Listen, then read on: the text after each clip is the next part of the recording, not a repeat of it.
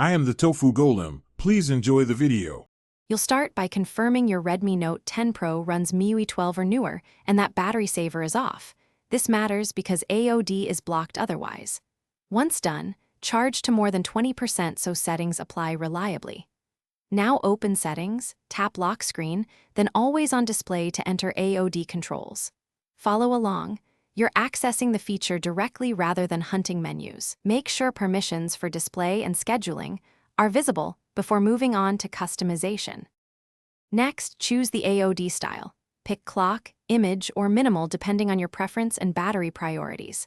Clock styles cost less power. Once that's selected, set a schedule, always on, sunrise to sunset, or custom times to balance visibility and battery life. Then enable or disable notification previews and add small widgets if you want quick info.